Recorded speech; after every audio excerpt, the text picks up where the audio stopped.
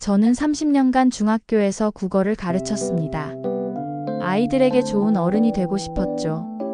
퇴직 후에는 작은 상가 건물 하나와 퇴직금으로 조용히 살 계획이었습니다. 아내를 일찍 떠나보낸 뒤 딸 지연이를 혼자 키웠습니다. 2010년 봄, 지연이가 결혼한다고 했을 때 정말 기뻤습니다. 사위 태준이는 첫인상부터 좋았어요. IT 스타트업 대표라는 타이틀도 그렇고 무엇보다 딸을 대하는 태도가 다정했습니다. 장인어른, 지연이는 제가 평생 잘 모실게요. 태준이의 말에 저는 고개를 끄덕였습니다. 하지만 지금 돌이켜보면 그날부터 이미 시작이었던 거죠. 결혼 준비를 하던 어느 날이었습니다. 태준이 어머니가 저를 따로 만나자고 했어요. 사돈어른, 우리 애들 신혼집 마련이 걱정이네요. 제가 도와드려야죠. 얼마나 필요하신가요? 아니에요. 그것보다 사돈어른 건물이 강남 쪽이라던데 정확히 어디에 있나요? 그때는 단순한 호기심인 줄 알았습니다. 건물 위치, 시세, 임대 수익까지 자세히 물어보더군요. 요즘 부동산 시장이 어떻게 돌아가는지 궁금해서요. 태준이 어머니는 웃으며 말했습니다. 뭔가 묘한 느낌이 들었지만 곧 잊어버렸죠. 결혼식 날이었습니다. 식장은 하객들로 가득했고 지연이는 정말 아름다웠습니다. 피로 연장해서 저는 우연히 태준이 어머니의 목소리를 들었습니다. 우리 며느리 친정이 탄탄해서 든든해요. 강남에 건물도 있고요. 하객들에게 자랑하는 목소리였습니다. 가슴이 조금 답답했지만 그럴 수도 있다고 생각했어요. 신혼집 마련을 위해 태준이가 대출을 받는다고 했습니다. 장인어른, 제 신용으로는 한도가 부족해서요. 건물을 담보로 잡아주실 수 있을까요? 저는 흔쾌히 승낙했습니다. 사랑하는 딸과 사위를 위한 일이었으니까요. 은행에서 서류에 도장을 찍는데 태준이가 제 어깨를 툭 쳤습니다. 장인어른, 나중에 제가 꼭 은혜 갚겠습니다. 그의 눈빛에서 뭔가 이상한 빛을 봤습니다. 하지만 곧 사라졌죠. 착각이라고 생각했습니다. 신혼살림을 시작한 뒤 저는 가끔 집에 초대받았습니다. 태준이는 여전히 다정했어요. 아버님, 편하게 자주 오세요. 하지만 태준이 어머니가 함께 있을 때는 분위기가 달랐습니다. 식사 자리에서 태준이 어머니가 물었어요. 사돈어른, 건물 임대료는 한 달에 얼마나 들어오세요? 그건 왜 물으시나요? 아, 그냥 궁금해서요. 요즘 투자처를 찾고 있거든요. 저는 대충 얼버무렸습니다. 왠지 구체적으로 말하고 싶지 않았거든요. 그날 밤 지연이에게 전화가 왔습니다. 아빠, 시어머니한테 왜 그렇게 말씀하셨어요? 무안하시게. 지연아, 아빠가 뭘 잘못했니? 너무 예민하게 구시는 것 같아요. 그냥 관심해서 물어보신 건데.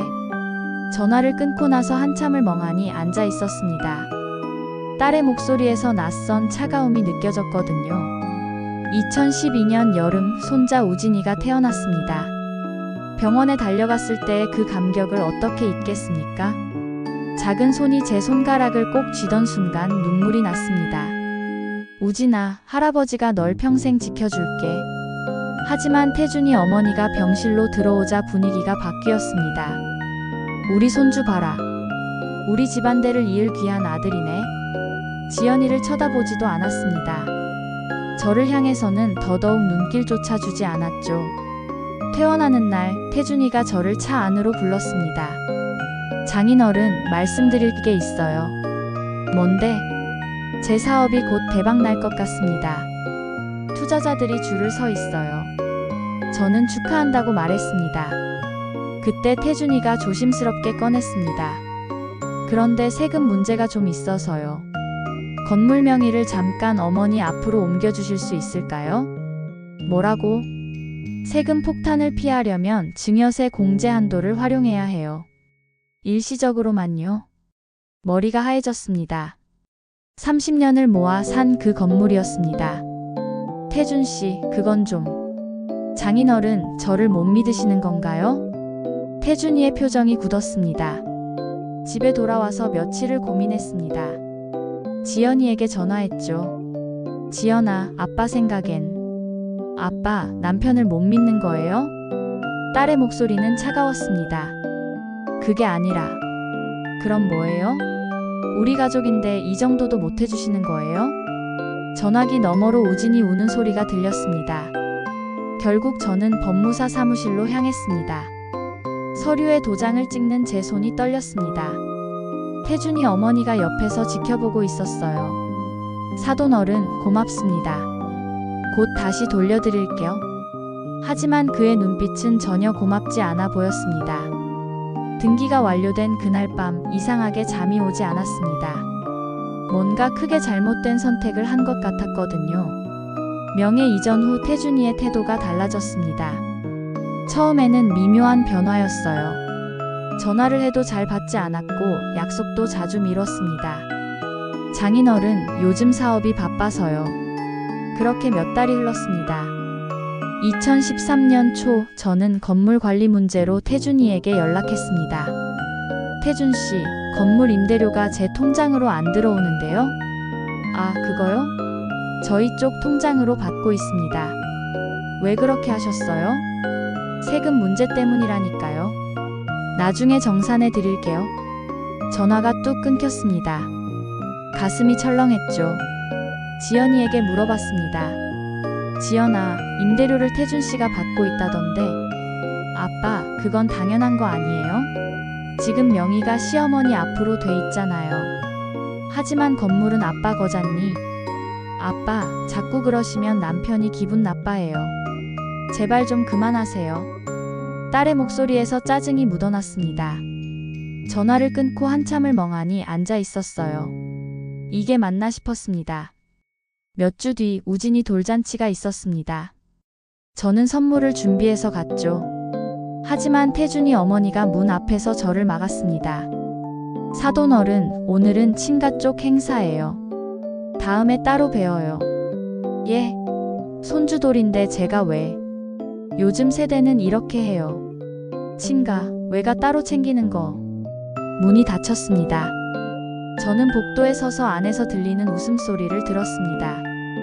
30분을 그렇게 서 있다가 집으로 돌아왔어요. 그날 밤 지연이에게 문자를 보냈습니다. 지연아, 아빠 오늘 왜 쫓겨난 거니? 답장은 다음날 저녁에야 왔습니다. 아빠, 시어머니가 그렇게 하자고 해서요. 이해해주세요. 이해하라고요. 2014년 봄, 건물 근처를 지나다가 부동산에 들렀습니다. 제 건물 시세를 알고 싶었거든요. 사장님, 이 건물 지금 시세가 어떻게 되나요? 부동산 사장이 컴퓨터를 뒤적이더니 말했습니다. 아, 이 건물이요? 작년에 소유주가 바뀌었네요. 예? 뭐라고요? 명의가 김씨 성을 가진 분한테 넘어갔어요. 한 6개월 전에요. 머리가 멍해졌습니다. 다리에 힘이 풀려서 의자에 주저앉았죠. 혹시 등기부등본 떼어주실 수 있나요? 손이 떨렸습니다. 등기부등본을 받아들고 찬찬히 읽어봤어요. 소유자 김미숙, 태준이 어머니 이름이었습니다. 그런데 그 밑에 또 다른 이름이 있었어요. 근저당 설정, 그리고 소유권 이전. 제3자에게 이미 매각된 상태였습니다. 저는 그 자리에서 울었습니다. 70평생 처음으로 길거리에서 소리내어 울었어요. 집으로 달려가서 태준이에게 전화했습니다. 태준 씨, 건물이 팔렸다던데요? 이게 무슨 짓입니까? 장인어른, 진정하세요. 그건 사업 자금 때문에. 사업 자금? 내 건물을 내 허락도 없이 팔았다고요? 명의가 어머니 앞으로 돼 있었잖아요. 법적으로 문제 없습니다. 태준이의 목소리는 차갑게 식어 있었습니다. 당신 처음부터 이럴 작정이었어요? 장인어른, 피해망상 그만하세요. 사업이 잘 되면 다 보상해 드린다니까요. 전화가 끊겼습니다. 저는 그날 밤 한숨도 자지 못했습니다. 다음날 아침 지연이에게 달려갔어요. 집 앞에서 초인종을 눌렀지만 아무도 나오지 않았습니다. 1시간을 기다렸죠. 결국 지연이가 문을 열었습니다. 아빠, 왜 이러세요? 지연아, 네가 알고 있었니? 건물이 팔린 걸? 지연이는 눈을 피했습니다. 아빠, 그건. 대답해. 네가 알고 있었냐고. 몰랐어요. 남편도 어쩔 수 없었대요.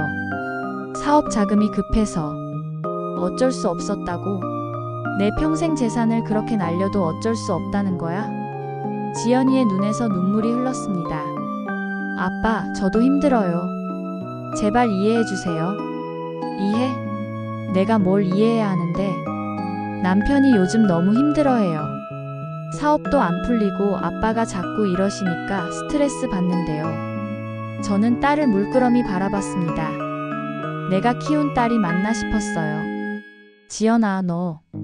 아빠, 가주세요. 제발. 문이 닫혔습니다. 저는 복도에 주저앉아 한참을 울었습니다. 옆집 사람이 걱정스러운 눈빛으로 쳐다봤지만 신경 쓰지 못했어요. 그저 눈물만 흘렀습니다. 일주일 뒤 변호사를 찾아갔습니다. 선생님, 이 경우 건물을 되찾을 수 있나요? 변호사는 서류를 검토하더니 고개를 저었습니다. 어르신, 명예 이전 당시 서류에 도장을 찍으셨죠? 법적으로는 자발적 증여로 해석될 수 있습니다. 하지만 속았다고요? 증명할 수 있는 증거가 있으신가요? 녹취록이나 문자 같은 거요. 저는 아무 말도 할 수 없었습니다. 증거가 없었거든요. 사기죄로 고소할 수는 있지만 승소 가능성은 낮습니다. 가족 간 거래였고 서류상 하자가 없으니까요. 변호사 사무실을 나오는데 다리에 힘이 없었습니다. 저는 그날 처음으로 죽고 싶다는 생각을 했습니다. 2015년 초 더 큰 충격이 기다리고 있었습니다. 태준이의 스타트업이 망했다는 소식을 들었어요. 투자금을 모두 날렸고 빚만 수십억이 남았다고 했습니다. 그런데 이상했어요. 건물을 팔아서 사업 자금을 썼다면서 왜 망한 걸까요? 저는 태준이의 회사를 알아봤습니다. 지인 중에 IT 업계 사람이 있었거든요. 박 선생님, 그 회사 원래 실체가 없었어요. 서류상으로만 존재하던 회사였습니다. 무슨 말씀이세요? 투자 유치한다고 소문만 냈지 실제로는 아무것도 안 했어요. 사기 비슷한 거죠. 전화를 끊고 한참을 멍하니 앉아 있었습니다. 처음부터 계획된 사기였던 겁니다. 저녁에 지연이에게서 전화가 왔어요. 아빠, 저 이혼하려고요. 뭐라고? 남편이 이혼하자고 해요. 더 이상 못 살겠대요. 지연이의 목소리는 텅 비어 있었습니다. 지연아, 무슨 일이야? 사업 망하니까 저한테 화풀이하고 애한테도 관심 없고. 아빠, 저 어떻게 해야 해요? 그제야 딸이 저를 찾았습니다. 하지만 이미 늦었죠. 지연아, 일단 만나자. 같이 이야기하자. 며칠 뒤 지연이를 만났습니다. 살이 많이 빠져 있었어요. 아빠, 미안해요. 제가 잘못했어요. 됐다. 이제 어떻게 할 거니? 남편이 이혼 소송 넣었어요. 재산 분할도 위자료도 안 준대요. 무슨 소리야? 재산 분할은 당연한 권리잖아. 지연이가 고개를 저었습니다. 아빠, 우리 명의로 된 재산이 하나도 없어요. 집도 시어머니 이름이고 차도 그렇고. 그럼 건물 매각한 돈은? 그것도 시어머니 통장으로 들어갔대요. 저희는 손도 못 댔어요. 저는 그 순간 모든 걸 깨달았습니다. 이들은 처음부터 딸과 저를 속일 작정이었던 거예요. 건물을 빼앗고 돈을 챙기고 이혼으로 끝내려는 치밀한 계획이었습니다. 지연아, 변호사 선임해야 한다. 아빠, 돈이 없어요. 변호사 비용도 없고. 저는 통장을 확인했습니다. 퇴직금에서 조금씩 쓰고 남은 돈 1,000만 원 정도였어요. 이거라도 써라. 아빠, 이건 아빠 노후 자금인데. 됐어. 내가 더 급하다. 하지만 변호사를 선임해도 소용없었습니다. 태준이 측에서 제출한 서류들을 보고 경악했어요. 건물명의 이전 당시의 각서, 계약서, 심지어 녹음 파일까지 모두 조작된 것들이었습니다. 박민수 씨가 사업 투자 목적으로 자발적으로 명의를 이전했다. 며느리 지연 씨도 이 사실을 알고 동의했다. 거짓말이었어요. 하지만 서류상으로는 완벽했습니다. 변호사가 말했습니다. 어르신, 이건 상대가 치밀하게 준비한 겁니다. 이기기 힘들어요. 법정에 섰습니다.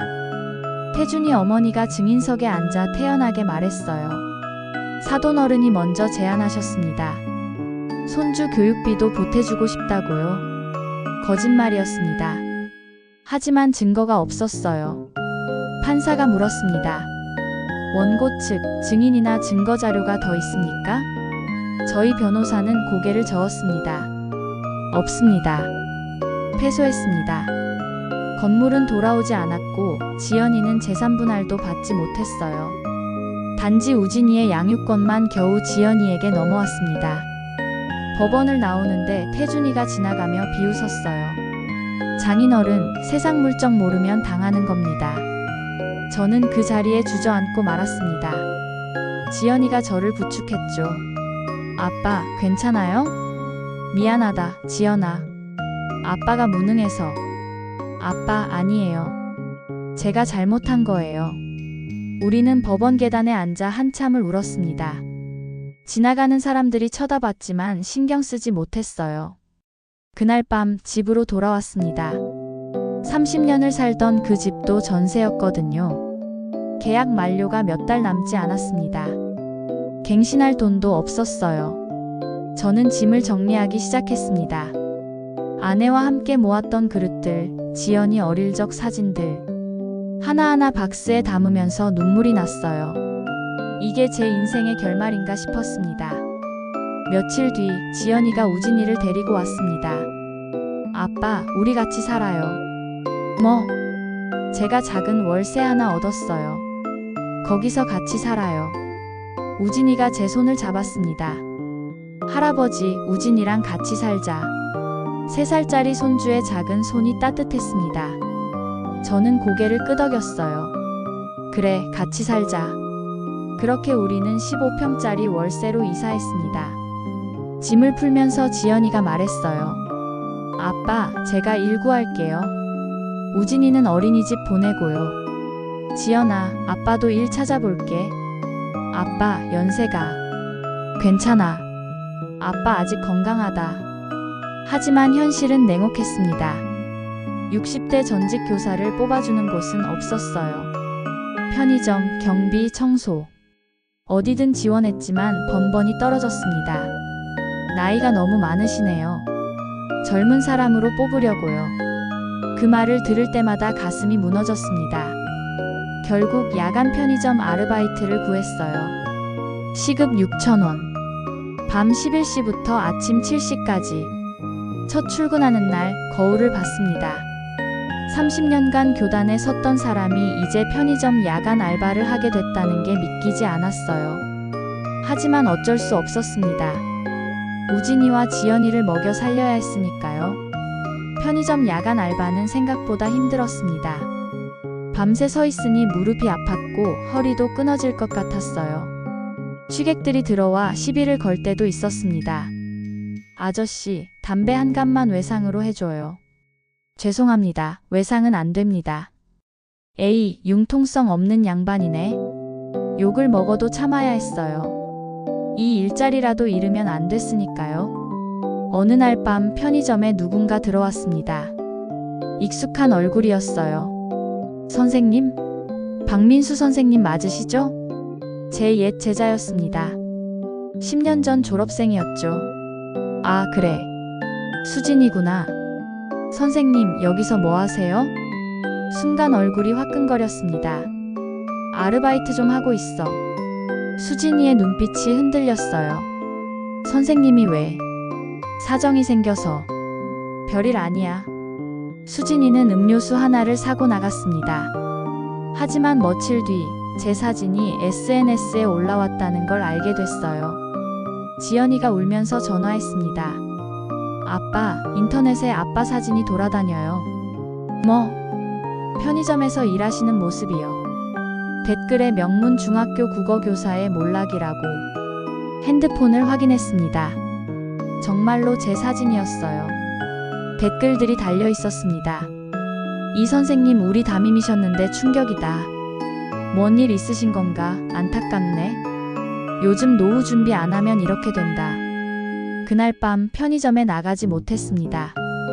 부끄러웠거든요. 사장에게 전화했어요. 죄송합니다. 그만두겠습니다. 갑자기 왜요? 사정이 생겨서요. 일자리를 잃었습니다. 집에서 며칠을 나오지 못했어요. 밥도 제대로 먹지 않았습니다. 지연이가 걱정했죠. 아빠, 괜찮아요. 제가 일 구할게요. 미안하다, 지연아. 아빠 잘못 아니에요. 하지만 지연이도 쉽지 않았습니다. 이혼한 30대 싱글맘을 뽑아주는 회사가 많지 않았어요. 우진이를 봐줄 사람도 없었고요. 결국 지연이는 시간제 일을 시작했습니다. 마트 계산대, 식당 서빙, 전단지 돌리기. 하루에 두세 군데를 뛰었어요. 저는 우진이를 봤습니다. 어린이집에 데려다주고 데리고 오고 밥을 먹이고 재우고 그게 제가 할 수 있는 전부였습니다. 2016년 가을이었어요. 우진이가 열이 났습니다. 할아버지 아파요. 이마를 짚어보니 뜨겁더군요. 약국에 가서 해열제를 샀습니다. 하지만 열이 내리지 않았어요. 병원에 가야 했습니다. 통장을 확인했죠.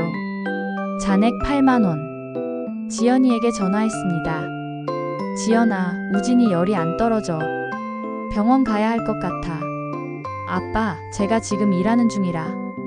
돈이 좀 필요해. 전화 너머로 한숨소리가 들렸어요. 아빠, 제 통장에도 돈이 없어요. 이번 주 월세 내야 하는데. 결국 119를 불렀습니다. 응급실에 도착했어요. 의사가 말했습니다. 폐렴 초기 증상입니다. 입원이 필요합니다. 입원이요? 비용이 얼마나? 일주일 정도면 150만 원 정도 나올 겁니다. 머리가 하얘졌습니다. 그 돈이 없었거든요. 선생님, 제가 돈이 좀. 통원 치료는 안 될까요? 어르신, 아이 상태가 안 좋습니다. 입원 안 하시면 위험할 수 있어요. 저는 그 자리에 주저앉았습니다. 손주 하나 제대로 치료해줄 돈도 없다는 게 참담했어요. 옛 동료에게 전화했습니다. 김 선생, 나야. 돈 좀 빌려줄 수 있나? 민수야, 무슨 일이야? 손주가 아파서. 100만 원만. 민수야, 미안해. 우리도 애 대학 등록금 때문에 빠듯해. 전화를 끊고 또 다른 동료에게 걸었어요. 5명에게 전화했습니다. 모두 거절했죠. 마지막으로 교장 선생님께 전화했어요. 교장 선생님, 박민수입니다. 아, 박 선생. 오랜만이네. 선생님, 죄송한데 돈 좀 빌려주실 수 있으세요? 침묵이 흘렀습니다. 박 선생, 자네 요즘 형편이 어렵다는 소문 들었네. 그런데 말이야. 네, 선생님. 내가 빌려주고 싶은데 돌려받을 수 있을까? 솔직히 걱정돼서. 전화를 끊었습니다. 병원 복도에 주저앉아 울었어요. 그때 간호사가 다가왔습니다. 어르신, 괜찮으세요? 손주가 아픈데 돈이 없어서요. 간호사가 잠시 망설이더니 말했어요. 의료급여 신청해 보셨어요? 긴급 지원도 있어요. 그런 게 있나요? 네, 제가 사회복지사 선생님께 연결해 드릴게요. 그렇게 긴급 의료 지원을 받았습니다. 우진이는 입원할 수 있었어요. 병실에서 잠든 우진이를 보며 생각했습니다. 이게 제 인생인가? 30년을 성실하게 살았는데 이렇게 무너지는 건가? 일주일 뒤 우진이는 퇴원했습니다. 건강을 되찾았지만 저는 더 무너져 있었어요. 밥을 먹어도 체하고 잠도 오지 않았습니다. 지연이가 걱정했죠. 아빠, 병원 가보세요. 괜찮아. 아빠, 얼굴이 너무 안 좋아요. 돈 아까워. 괜찮다니까. 하지만 괜찮지 않았습니다. 어느 날 길을 걷다가 쓰러졌어요. 눈앞이 캄캄해지더니 의식을 잃었습니다. 깨어났을 때는 병원이었습니다. 지연이가 울면서 앉아 있었어요. 아빠, 정신 차리세요. 지연아. 의사가 설명했습니다. 저혈당 쇼크입니다. 식사를 제대로 안 하셨죠? 영양실조 상태예요. 죄송합니다. 어르신 이러시다가 큰일 납니다. 하루 3끼 꼭 드세요. 병원비가 또 나왔습니다. 이번엔 50만 원. 지연이가 어디선가 돈을 구해왔어요. 지연아, 이 돈 어디서 났니? 아빠, 신경 쓰지 마세요. 나중에 알았습니다. 지연이가 대부업체에서 돈을 빌렸다는 걸. 이자가 월 3할이었어요. 지연아, 미친 짓이야. 이 이자를 어떻게 갚아? 아빠 살려야죠. 다른 방법이 없었어요. 저는 딸을 껴안고 울었습니다. 내가 딸을 이 지경으로 만들었구나. 그날 밤 저는 결심했습니다. 이대로는 안 되겠다고. 뭔가 해야 한다고. 하지만 무엇을 할 수 있을까요? 돈도 없고 힘도 없고 희망도 없었습니다. 창밖을 보며 생각했어요. 차라리 죽는 게 낫지 않을까? 그러면 지연이와 우진이가 제 보험금이라도 받을 텐데. 하지만 그때 우진이가 방문을 열었습니다. 할아버지, 자요? 아니, 앉아.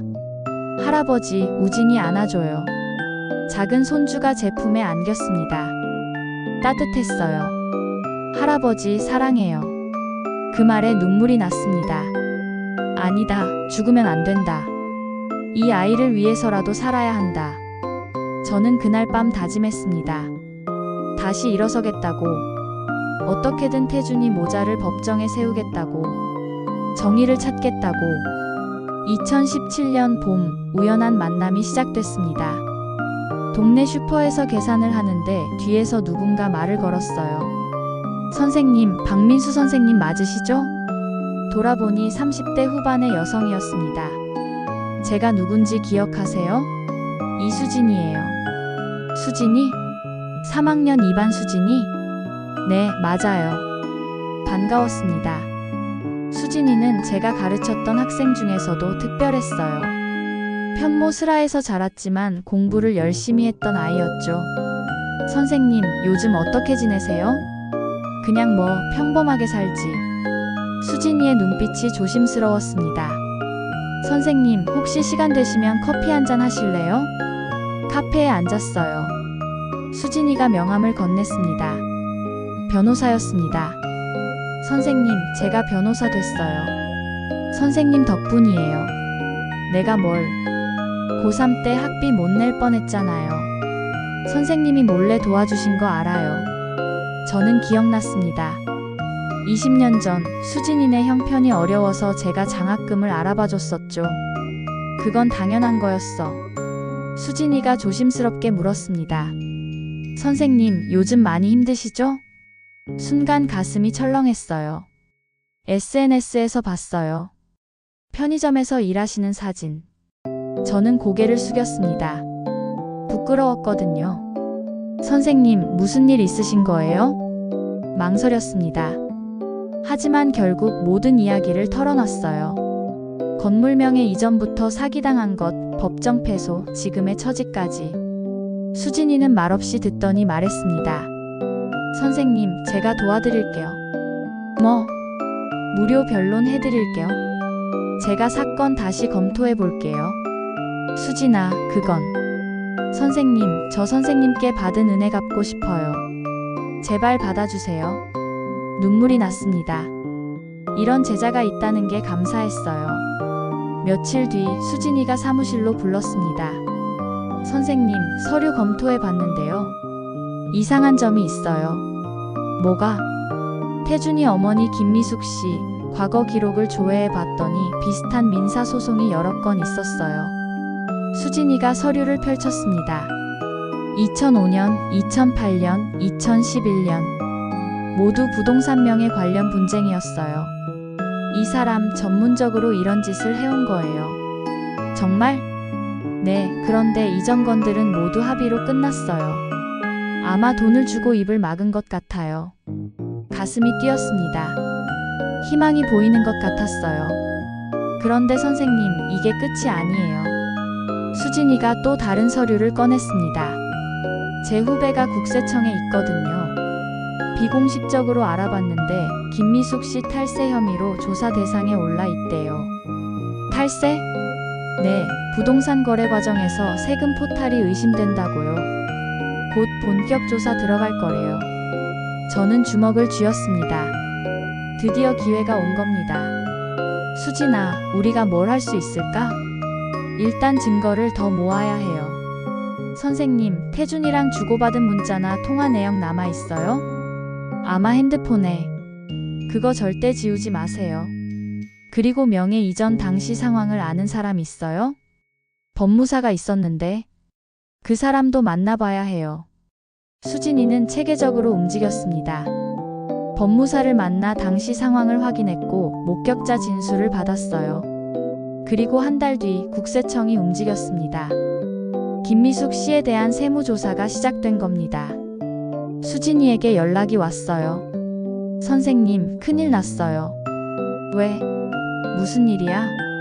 김미숙 씨, 위장증여 혐의가 확인됐대요. 그것뿐만 아니라 문서 위조까지 드러났어요. 문서 위조? 선생님 건물명에 이전할 때 쓴 서류들 일부가 조작됐대요. 선생님 인감도 위조된 거예요. 온몸에 전율이 흘렀습니다. 그럼 이제 검찰이 수사에 착수했어요. 곧 소환 조사 들어갈 거예요. 저는 그날 밤 잠을 이루지 못했습니다. 정말로 정의가 실현되는 걸까? 믿기지 않았거든요. 2018년 여름이었습니다. 뉴스에서 김미숙 씨 구속 소식이 나왔어요. 부동산 명예 도용 및 탈세 혐의로 60대 여성 구속. 텔레비전 화면에 모자이크 처리된 얼굴이 나왔습니다. 김미숙이었어요. 지연이가 달려왔습니다. 아빠, 봤어요? 뉴스 봤어요? 응, 봤다. 아빠, 우리 이제 건물 되찾을 수 있는 거예요? 아직 모른다. 재판을 봐야지. 하지만 마음속으로는 희망이 차올랐습니다. 며칠 뒤 태준이에게서 전화가 왔어요. 장인어른, 저예요. 목소리가 떨리고 있었습니다. 무슨 일이야? 그게 어머니가 구속됐잖아요. 제발 선처를 부탁드립니다. 선처? 합의해 주시면 보상을 하겠습니다. 건물값도 돌려드리고. 저는 냉정하게 말했습니다. 법정에서 보자고. 장인어른, 제발요. 어머니가 감옥에서 죽을 수도 있어요. 내가 죽을 뻔한 건 생각 안 하냐? 내 딸이 얼마나 고생했는데. 장인어른. 전화를 끊었습니다. 더 이상 그들의 말에 흔들리고 싶지 않았어요. 수진이가 재판 준비를 도왔습니다. 증거를 정리하고 증인을 섭외하고 변론을 준비했죠. 첫 공판 날이었습니다. 법정에 들어서니 태준이와 김미숙이 앉아 있었어요. 김미숙은 수감복을 입고 있었습니다. 예전의 거만한 모습은 온데간데 없었어요. 재판이 시작됐습니다. 검사가 기소 내용을 낭독했어요.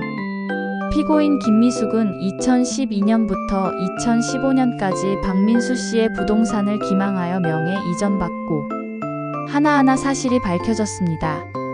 인감 위조, 서류 조작, 탈세, 횡령. 김미숙의 죄목은 끝없이 나열됐어요.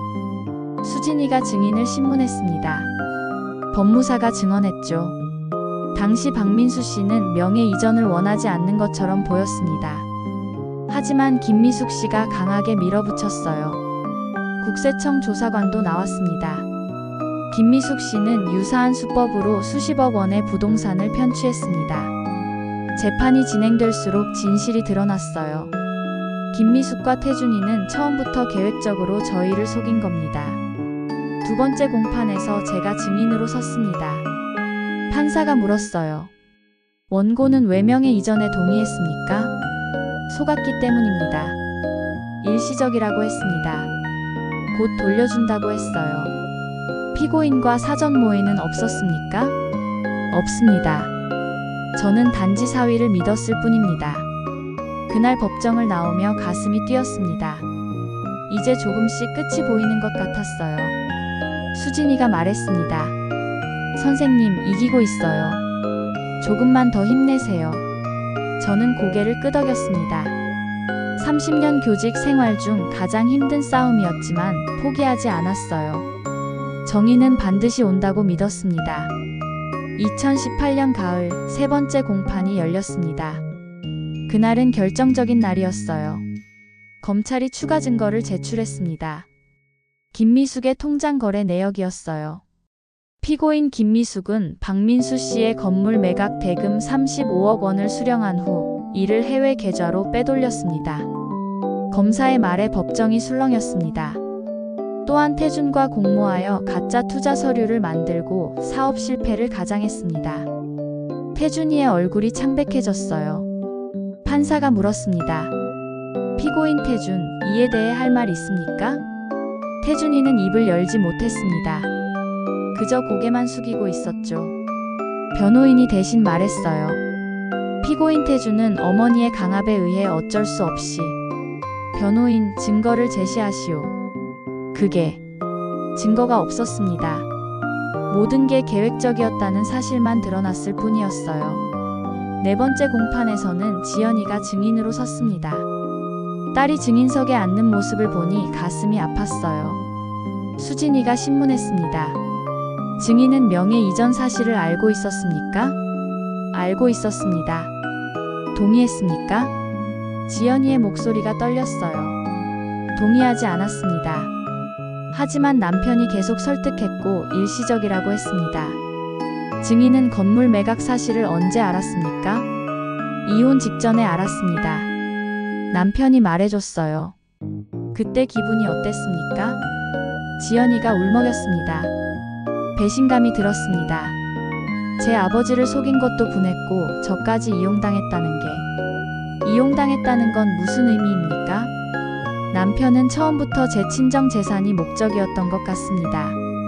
결혼 전부터 아버지 건물에 대해 자주 물어봤어요. 태준이가 벌떡 일어났습니다. 거짓말이야. 당신도 알고 있었잖아. 판사가 제지했어요. 피고인 조용히 하시오. 그날 재판이 끝난 후 복도에서 태준이를 마주쳤습니다. 장인어른, 제발 합의해 주세요. 제가 잘못했어요. 처음으로 태준이가 무릎을 꿇었어요. 장인어른, 제발요. 어머니 나이가 있는데 감옥에서 죽을까봐. 저는 그를 내려다봤습니다. 한때는 사랑하는 사위라고 생각했던 사람이었죠. 태준 씨, 늦었어요.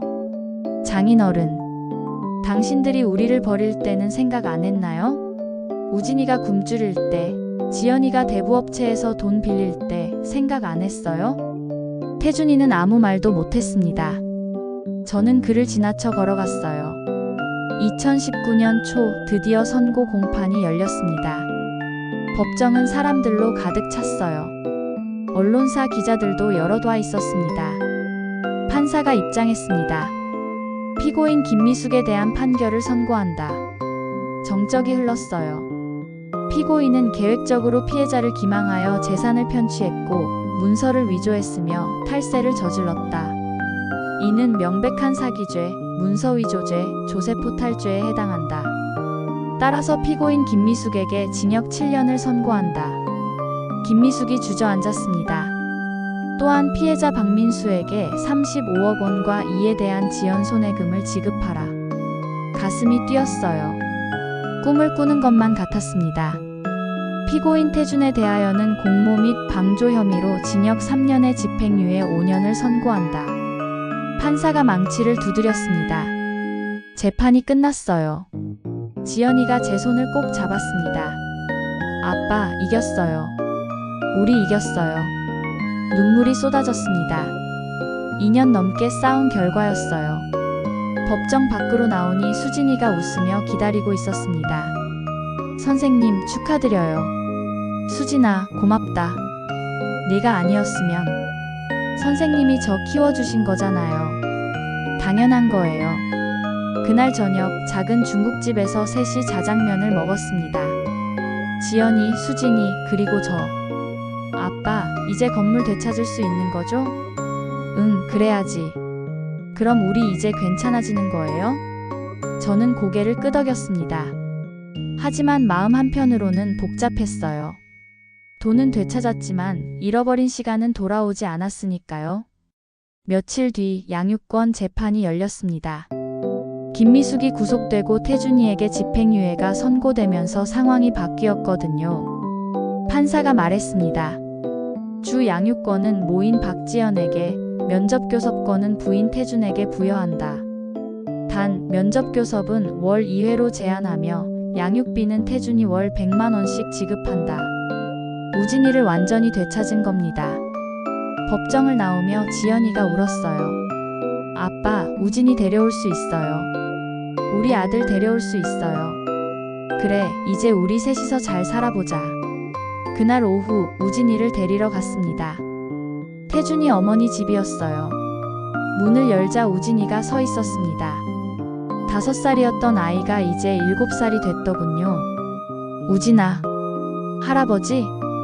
우진이는 저를 기억했습니다. 할아버지, 우진이 데리러 왔어? 응, 이제 할아버지랑 엄마랑 같이 살자. 우진이가 달려와 안겼어요. 작은 몸이 떨리고 있었습니다. 할아버지, 엄마 어디 있어요? 밖에서 기다리고 있어. 가자. 우진이의 손을 잡고 밖으로 나왔습니다.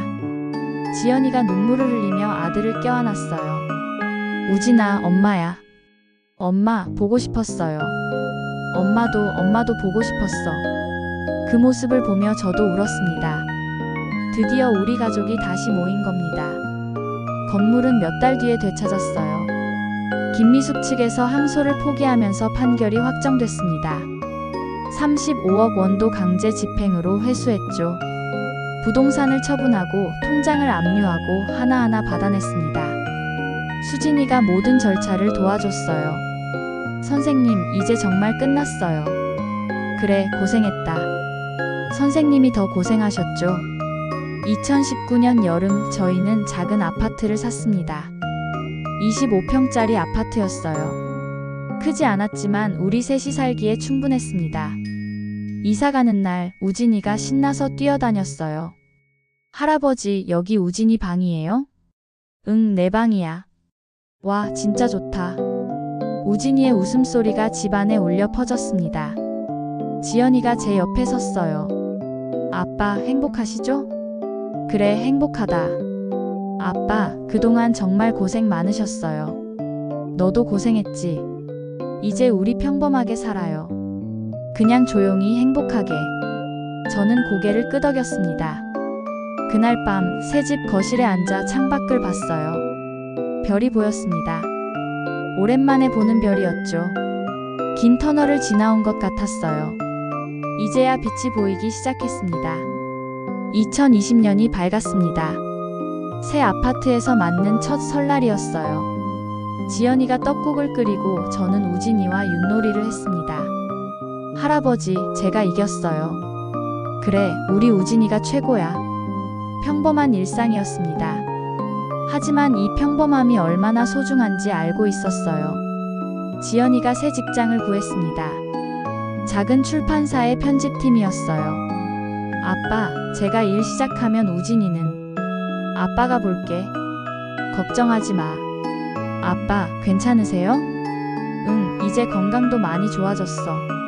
실제로 몸이 좋아졌습니다. 제대로 먹고 제대로 자니까 기력이 돌아왔어요. 우진이를 유치원에 데려다 주는 게 제 일이 됐습니다. 할아버지, 또 와야 해요. 그럼 할아버지가 매일 데리러 올게. 약속? 약속. 매일 아침 우진이 손을 잡고 유치원에 갔어요. 그리고 오후에 데리러 가는 게 하루의 전부였습니다. 행복했어요. 어느 날 유치원 앞에서 다른 할머니를 만났습니다. 손주 데리러 오셨어요? 네, 그렇습니다. 요즘 맞벌이 부부가 많아서 우리 같은 사람들이 고생이에요. 고생이라기보다는 즐거움이죠. 그 할머니가 웃었어요. 그렇게 생각하시니 보기 좋네요. 집으로 돌아오는 길 우진이가 물었습니다. 할아버지, 아빠는 왜 안 와요? 순간 말문이 막혔어요. 아빠는 바쁘셔서. 아빠 보고 싶어요. 가슴이 아팠습니다. 우진이는 아직 어렸지만 아빠가 없다는 걸 느끼고 있었어요. 그날 밤 지연이와 이야기했습니다. 지연아, 우진이가 아빠를 찾더라. 아빠, 어떻게 하죠? 태준이가 면접 교섭권이 있잖아. 만나게 해줘야 하지 않을까? 지연이는 한참을 고민하더니 고개를 끄덕였어요. 우진이를 위해서라면. 다음 주말 태준이가 우진이를 만나러 왔습니다. 놀이터에서 만나기로 했어요. 저와 지연이는 멀찌감치 떨어져서 지켜봤습니다. 태준이는 많이 야위어 있었어요. 우진아. 아빠? 응, 아빠야. 보고 싶었어. 우진이는 조심스럽게 다가갔습니다. 태준이가 우진이를 안았어요. 그의 어깨가 떨리는 게 보였습니다. 1시간 정도 함께 놀더니 헤어질 시간이 됐어요. 태준이가 우진이에게 말했습니다. 우진아, 아빠가 미안해. 자주 못 만나서. 괜찮아요, 아빠. 다음에 또 만나자. 태준이가 떠나는 뒤태를 보며 생각했습니다. 미워할 수만은 없었어요. 그도 어쩌면 피해자였을지 모릅니다. 어머니의 탐욕에 휘말린 2021년 봄, 저는 옛 동료들과 다시 만나기 시작했습니다. 퇴직 교사 모임이 있었거든요. 민수야, 오랜만이다. 그러게, 정말 오래됐네. 요즘 어떻게 지내? 뭐, 손주 키우면서 평범하게 살지. 동료들은 제 이야기를 들었어요. 모두 안타까워했지만 이제는 잘 풀렸다고 축하해줬습니다. 민수야, 우리 자원봉사 같이 안 할래? 자원봉사? 지역 아동센터에서 아이들 공부 봐주는 거야. 한 달에 2번 정도. 고민했습니다. 하지만 나쁘지 않을 것 같았어요. 좋아, 해볼게. 그렇게 저는 다시 아이들을 가르치기 시작했습니다. 어려운 환경의 아이들이었어요. 예전 수진이처럼 공부하고 싶어도 여건이 안 되는 아이들. 선생님, 이 문제 모르겠어요. 자, 천천히 해보자. 어렵지 않아. 아이들을 가르치는 게 즐거웠습니다. 다시 살아있다는 느낌이 들었어요. 어느 날 한 아이가 물었습니다. 선생님, 선생님은 왜 여기 오세요? 너희를 가르치고 싶어서. 돈도 안 받는데요? 돈보다 중요한 게 있단다. 뭔데요? 너희가 잘 크는 거. 아이가 웃었어요. 그 웃음이 저를 행복하게 만들었습니다. 2022년 가을, 우진이가 초등학교에 입학했습니다. 입학식 날 새 식구가 함께 갔어요. 우진이는 새 책가방을 메고 신나했습니다. 할아버지, 저 이제 초등학생이에요. 그래, 우리 우진이 다 컸네. 열심히 공부할 거예요. 그래, 천천히 해. 건강이 제일 중요하단다. 교실 앞에서 우진이를 배웅했어요. 우진이가 돌아보며 손을 흔들었습니다. 할아버지, 엄마, 다녀올게요. 그 모습을 보며 눈시울이 뜨거워졌어요. 이 아이가 이렇게 건강하게 자라준 게 감사했습니다. 집으로 돌아오는 길, 지연이가 말했습니다. 아빠, 우진이 학교 그림 숙제로 가족 그림을 그렸어요. 그래? 거기에 할아버지가 제일 크게 그려져 있었어요. 정말? 네, 그리고 이렇게 썼대요. 우리 할아버지는 영웅. 말을 잇지 못했습니다. 가슴이 벅차올랐어요. 아빠, 정말 고생 많으셨어요. 우진이가 이렇게 클 수 있었던 건 아빠 덕분이에요. 아니야, 우리 모두 힘들었지. 아빠, 사랑해요. 딸이 처음으로 그런 말을 했습니다. 저도 대답했어요. 나도 사랑한다, 지연아. 그해 겨울, 태준이에게서 편지가 왔습니다. 장문의 사과 편지였어요. 장인어른, 제가 정말 잘못했습니다. 어머니의 욕심에 휘말려 돌이킬 수 없는 짓을 저질렀습니다. 매일 후회하며 살고 있습니다. 우진이에게도, 지연이에게도, 장인어른께도 용서받을 자격이 없습니다. 하지만 한 가지만은 알아주세요. 우진이를 사랑하는 마음만큼은 진심이었습니다. 편지를 읽고 한참을 생각했어요. 용서할 수 있을까? 쉽지 않았습니다. 하지만 미워하는데 에너지를 쓰고 싶지 않았어요. 편지를 서랍 깊숙이 넣었습니다. 답장은 하지 않았어요. 하지만 우진이와 태준이의 만남은 계속 허락했습니다. 그게 우진이를 위한 일이라고 생각했거든요. 2023년 봄, 수진이가 결혼한다는 소식을 들었습니다. 선생님, 줄에 서주실 수 있으세요? 내가? 네, 선생님이 제 인생의 은인이세요. 선생님께 주례를 부탁드리고 싶어요. 영광스러운 일이었습니다. 결혼식 날 저는 단상에 섰어요. 오늘 이 자리에 서게 돼 영광입니다. 수진이는 제 제자였고 이제는 훌륭한 변호사가 됐습니다. 무엇보다 어려운 사람을 돕는 일에 앞장서는 멋진 사람입니다. 신랑, 신부 모두 행복하기를 바랍니다. 식이 끝나고 수진이가 다가왔어요. 선생님, 감사합니다. 수진아, 고맙다. 네가 나를 구해줬잖아. 선생님이 먼저 저를 구해주셨잖아요. 우리는 웃으며 포옹했습니다. 그날 저녁 집으로 돌아오는 길, 지연이와 우진이가 케이크를 준비해뒀어요. 할아버지 생일 축하해요. 깜빡하고 있었습니다. 제 생일이었어요. 고맙다, 우진아. 할아버지 소원 빌어요. 촛불을 보며 눈을 감았습니다. 소원은 간단했어요. 이 행복이 오래오래 계속되기를, 우리 가족이 건강하기를, 그것만으로 충분했습니다. 2024년 여름이었습니다. 우진이가 초등학교 3학년이 됐어요. 키도 많이 크고 말도 제법 어른스러워졌습니다. 할아버지, 저 학교에서 상 받았어요. 정말? 무슨 상? 모범상이요. 선생님이 우진이가 친구들 잘 도와준대요. 자랑스러웠습니다. 이 아이가 이렇게 바르게 자라고 있다는 게. 우진아, 할아버지가 자랑스럽다. 할아버지 사랑해요. 우진이가 제 품에 안겼어요. 어느덧 10살이 된 손주였습니다. 그해 가을, 저는 건강검진을 받았습니다. 결과가 나왔어요. 의사가 조심스럽게 말했습니다. 박민수 씨, 심장 기능이 많이 약해졌습니다. 그게 무슨 뜻입니까? 무리하시면 안 됩니다. 약을 꾸준히 드시고 스트레스 받지 마세요. 나이가 나이인지라 예상은 했어요. 하지만 막상 들으니 두려웠습니다. 지연이에게는 말하지 않았어요. 걱정시키고 싶지 않았거든요. 대신 조용히 정리를 시작했습니다. 서랍 속 오래된 사진들, 아내와 찍었던 사진들, 지연이 어렸을 적 사진들, 하나하나 앨범에 정리했어요. 그리고 우진이를 위한 편지를 쓰기 시작했습니다. 우진아, 할아버지가 이 편지를 쓰는 건 내가 충분히 컸을 때 읽으라고. 할아버지는 내가 태어났을 때부터 널 사랑했단다.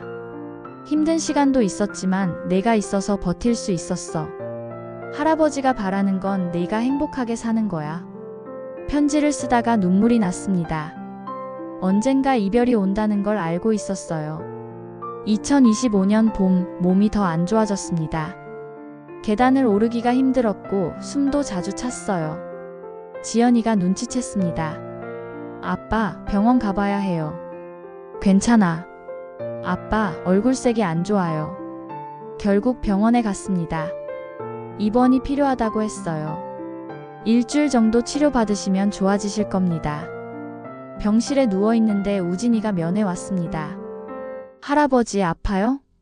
아니야, 할아버지 괜찮아. 거짓말. 할아버지 얼굴 창백해요. 우진이가 제 손을 잡았어요. 할아버지, 빨리 나으세요. 우진이가 기도할게요. 가슴이 뭉클했습니다. 고맙다, 우진아. 일주일 뒤 퇴원했어요. 하지만 예전 같지 않았습니다. 걷는 것도 힘들고 자주 피곤했어요. 지연이가 회사를 쉬고 저를 돌봤습니다. 아빠, 제가 간호휴직 냈어요. 지연아, 회사는 아빠가 더 중요해요. 미안하다. 아빠, 미안하다는 말 하지 마세요. 그해 여름이었습니다. 어느 날 밤 잠이 오지 않아 거실에 나왔어요. 창밖을 보니 별이 많았습니다. 문득 아내 생각이 났어요. 여보, 나 곧 갈 것 같아. 혼자 중얼거렸습니다. 그때 지연이가 나왔어요. 아빠, 잠 안 오세요? 응, 그냥 생각이 많아서. 지연이가 제 옆에 앉았습니다. 아빠, 무슨 생각하세요? 별거 아니야. 아빠, 솔직히 말씀해 주세요. 저는 한참을 망설이다가 말했습니다. 지연아, 아빠 이제 많이 지쳤어. 아빠, 괜찮아. 아빠는 행복했어. 너랑 우진이 덕분에. 지연이가 울었어요. 아빠, 그런 말 하지 마세요. 지연아, 듣거라. 아빠가 없어도 너는 잘할 수 있어. 싫어요, 아빠. 우진이 잘 키워야 해. 그 아이는 착한 아이야. 아빠, 제발. 저는 딸을 안았습니다. 사랑한다, 지연아. 아빠 딸이 돼줘서 고마워. 그날 밤 저는 처음으로 죽음을 받아들였습니다. 두렵지 않았어요. 해야 할 일은 다 했다고 생각했으니까요. 며칠 뒤 우진이와 산책을 나갔습니다. 동네 공원이었어요. 벤치에 앉아 우진이와 이야기했습니다. 우진아, 할아버지한테 하고 싶은 말 있니? 할아버지 항상 고마워요. 뭐가? 할아버지가 우진이 지켜줘서요. 엄마도 지켜줘서요. 우진이의 맑은 눈동자를 보며 생각했습니다. 이 아이 때문에 버틸 수 있었다고. 우진아, 할아버지도 고마워. 왜요? 네가 할아버지 손주여서. 우진이가 웃었어요. 그 웃음이 세상에서 가장 아름다웠습니다. 2025년 가을, 태준이에게서 연락이 왔습니다. 오랜만이었어요. 장인어른, 면회 좀 갈 수 있을까요? 왜? 할 말이 있습니다. 며칠 뒤 태준이가 집 앞으로 왔습니다. 많이 변해 있었어요. 살이 빠지고 머리에 흰머리가 많아졌습니다. 장인어른, 그동안 안녕하셨습니까? 그냥 살았지. 태준이가 봉투를 내밀었어요. 이게 뭡니까? 우진이 양육비입니다.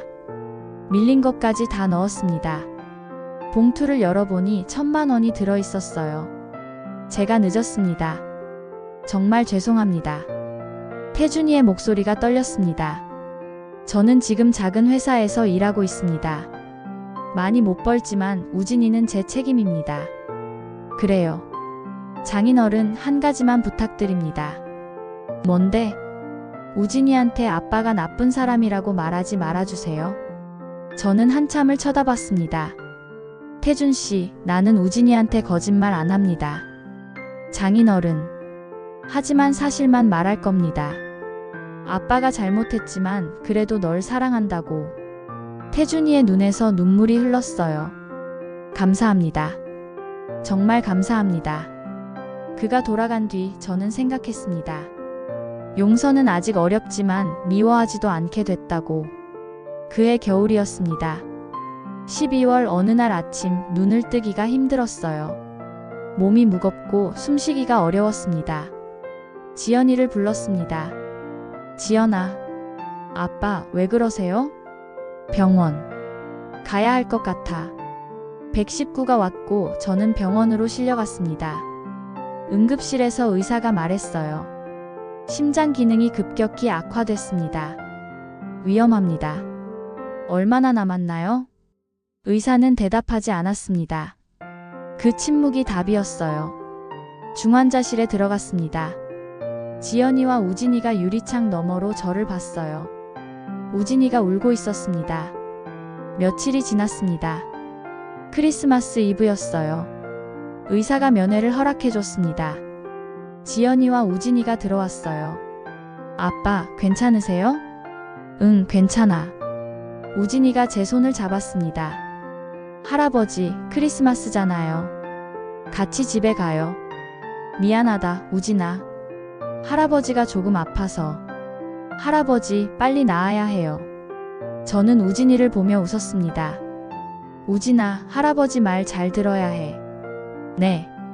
엄마 말씀 잘 듣고 공부 열심히 하고. 할아버지, 왜 그런 말 해요? 그냥 하는 말이야. 지연이가 알아챘어요. 아빠, 아니에요. 괜찮으실 거예요. 지연아, 고맙다. 너 정말 잘 키워서. 아빠, 우진이도 잘 키울 거지? 아빠, 제발 그런 말 하지 마세요. 저는 두 사람을 번갈아 봤습니다. 사랑하는 딸과 손주. 이들이 있어서 행복했어요. 그날 밤 저는 꿈을 꿨습니다. 아내가 나왔어요. 젊은 시절 모습 그대로였습니다. 여보, 왔어? 응, 이제 가야 할 것 같아. 고생 많았어. 이제 쉬어. 아내가 손을 내밀었습니다. 따뜻했어요. 다음날 아침 저는 눈을 뜨지 못했습니다. 2025년 12월 26일. 저는 조용히 세상을 떠났습니다. 장례식장은 조용했어요. 많은 사람이 오지 않았습니다. 옛 동료 몇 명, 수진이, 그리고 제자 몇 명. 하지만 저는 만족했을 겁니다. 지연이는 눈물을 참으며 조문객들께 인사했어요. 우진이는 영정사진 앞에 앉아 있었습니다. 할아버지, 안녕. 작은 목소리로 중얼거렸죠. 3일장이 끝나고 저는 아내 곁으로 갔습니다. 납골당에 자리를 잡았어요. 비석에는 이렇게 새겨졌습니다. 박민수, 평생 교육자로 살다. 가족을 사랑한 사람. 그 아래 작은 글씨로 우진이가 쓴 문장이 있었어요. 우리 할아버지는 영웅이었습니다. 시간이 흘렀습니다. 우진이는 중학생이 됐고 고등학생이 됐습니다. 그리고 대학생이 됐어요. 2035년 우진이는 교육대학을 졸업했습니다. 교사가 된 겁니다. 졸업식 날 우진이는 납골당을 찾았어요. 할아버지, 저 선생님 됐어요. 임용 통지서를 들고 있었습니다. 할아버지가 하셨던 일을 저도 하게 됐어요. 바람이 불었습니다. 마치 대답하는 것 같았죠. 할아버지, 감사했어요. 할아버지 덕분에 저 여기까지 왔어요. 우진이의 눈에서 눈물이 흘렀습니다. 할아버지가 가르쳐 주신 것들 절대 잊지 않을게요. 힘든 사람 도우며 살게요. 할아버지처럼. 그날 저녁 우진이는 어머니 지연이와 함께 식사했습니다. 엄마, 나 할아버지 학교로 발령받았어. 정말? 응, 할아버지가 30년 계셨던 그 학교. 지연이가 울었어요. 우진아, 할아버지가 정말 좋아하시겠다. 응, 나도 그렇게 생각해. 2036년 봄, 우진이는 첫 출근을 했습니다. 할아버지가 서셨던 그 교단. 교실에 들어서니 학생들이 일어났어요. 안녕하세요, 선생님. 우진이는 학생들을 보며 생각했습니다. 할아버지도 이런 기분이었을까? 안녕, 나는 강우진 선생님이야. 앞으로 1년 동안 같이 공부하자. 학생들이 박수쳤어요. 그날 밤 우진이는 일기를 썼습니다. 할아버지, 저 오늘 첫 수업했어요. 떨렸지만 재미있었어요. 할아버지가 왜 평생교사로 사셨는지 알 것 같아요. 아이들을 가르치는 게 이렇게 보람찬 일인지 몰랐어요. 할아버지, 제가 할아버지 자랑스러운 손주가 될게요. 잘 지켜봐 주세요. 그렇게 시간은 흘렀습니다. 우진이는 훌륭한 교사가 됐어요. 힘든 학생들을 돌보고 어려운 아이들을 도왔습니다. 할아버지가 했던 것처럼. 그리고 가끔, 아주 가끔 우진이는 납골당을 찾아 말했습니다. 할아버지, 저 잘 살고 있어요. 할아버지 가르침 잊지 않고 살아요. 사랑해요, 할아버지. 바람이 불었습니다. 따뜻한 바람이었어요. 마치 할아버지가 대답하는 것 같았습니다. 나도 사랑한다, 우진아. 그렇게 이야기는 끝이 났습니다. 하지만 사랑은 끝나지 않았어요. 할아버지의 사랑은 손주에게 이어졌고 그 사랑은 또 다른 아이들에게 전해졌습니다. 그것이 진정한 유산이었습니다. 돈도 재산도 아닌 사랑과 헌신. 그것이 박민수가 남긴 것이었습니다. 시청해주셔서 감사합니다. 구독과 좋아요는 저희에게 큰 힘이 됩니다. 좋은 하루 보내세요.